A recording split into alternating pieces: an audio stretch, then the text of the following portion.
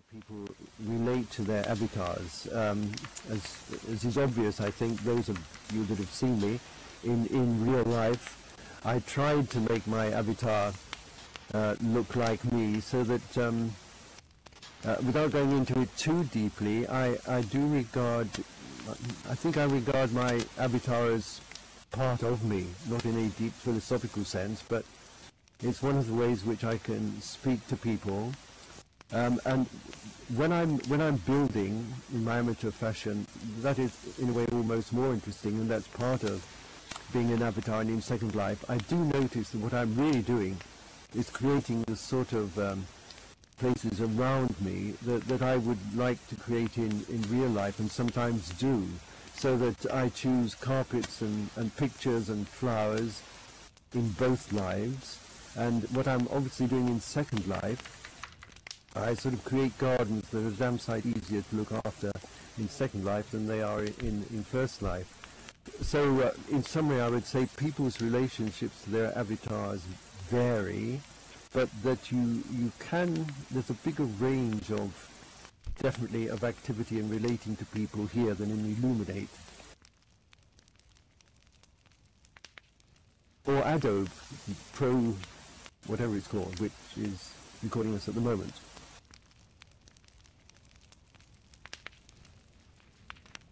Adobe Connect, thank you.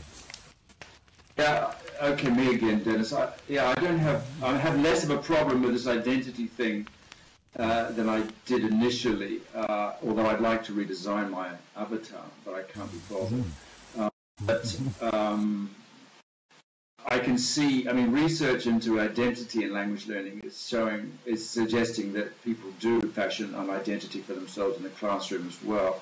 And the beauty of Second Life, perhaps, is you can fashion a second language speaking identity more easily, perhaps, than you can in real life. In other words, you can set yourself up as being a speaker of the target language, however badly you speak it, and get away with it, perhaps, because other parts of your identity can be totally hidden. So I can see for certain kinds of students, that's a bit like Suggestipedia, which worked for certain kinds of students, supposedly the highly suggestive ones, or suggestible ones, sorry. And maybe it's the same with Second Life, that it is a certain student type who would respond best to this kind of environment, and this whole identity refashioning kind of idea. Do you have any thoughts about that in your experience, or anybody else? Is there a certain learner type who are better disposed to this mode than, say, others?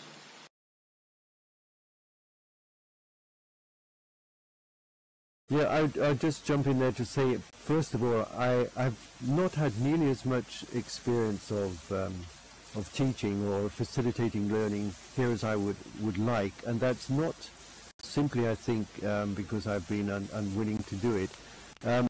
After, I think it's a couple of years in Second Life, I still find it rather difficult to find people teaching.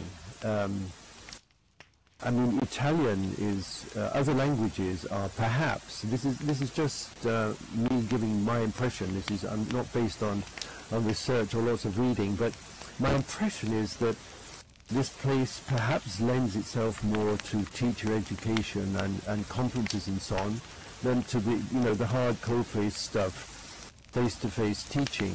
And I'm reporting that I personally have not come across a great deal of it. I visited Language Lab, perhaps rather unfortunately named, but anyway, I visited them a few times in the past, but I'm not aware of what is going on there at the moment.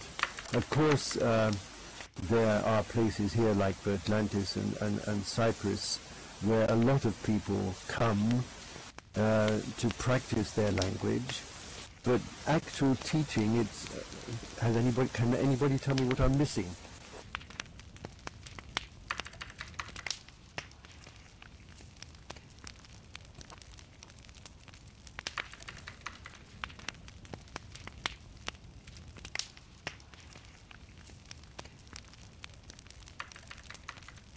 am I right in saying that Avalon, it's teacher training that has become their speciality? No, Dennis, we've done teaching as well. There have been a number of trial teaching groups. We've done an exam for a certificate, speaking skills course. We've done a business English course. There's another business talking course, a beginner's class for Italian, and academic debating course. So there's a number of sort of trial groups that I've run.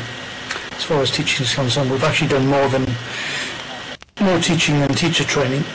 But of course, they're all pilot courses and then reiterations of pilots. Yeah. But I think you're right in a way. I think it's an environment which lends itself more to language practice than maybe language teaching. But then it's almost like the conversation class, and perhaps that's why DOGME is a good example of what you can do in Second Life, because I think some people tend to get more sort of wrapped up in the idea of using tools for teaching in Second Life, when I don't think it's necessary. I think the idea of using a holodeck to change the environment is wonderful, but trying to sort of mess around with tools that display YouTube videos, etc., I think just waste time.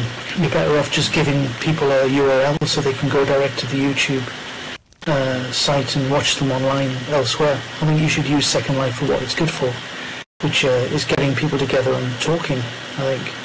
And you can go to lots of different places to stimulate language. You can take them to Venice, several different versions of Venice, and compare the versions and use the existing environment. I think would be a DOGME way of doing Second Life.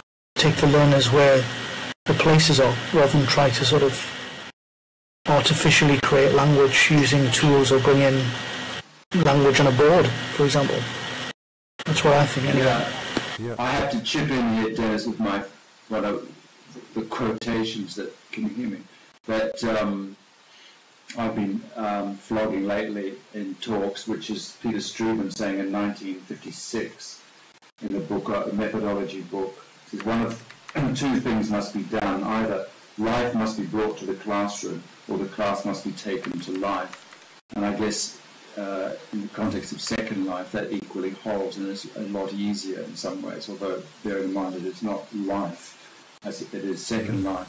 But I just want to pick up on something that Graham said, that I think you're absolutely right. It would seem to me that for traditional teaching, and the one or two lessons that I've been to on Second Life, demonstration lessons which have been sort of quasi-traditional, it was very difficult for the teacher to sort of teach anything, in the sense that it was, there was a lot of faffing around amongst the students particularly. But it's a better place, as you say, for practicing. And I would say, and that you're absolutely right in saying that therefore it's very suited to DOGME, because DOGME makes no distinction between teaching and practicing. That practicing is the context for teaching, and teaching is practicing.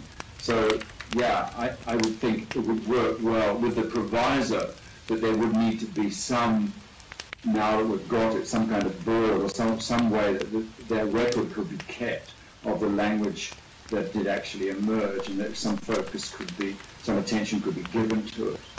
But that seems to be doable. So again, this environment would seem to have all the criteria to make it a very good language learning environment of the DOGME type, but with those provisos that I've already mentioned about attention, management of groups, etc. Is that management of attention is obviously, this is something that is involved in any kind of teaching, or even like the present moment.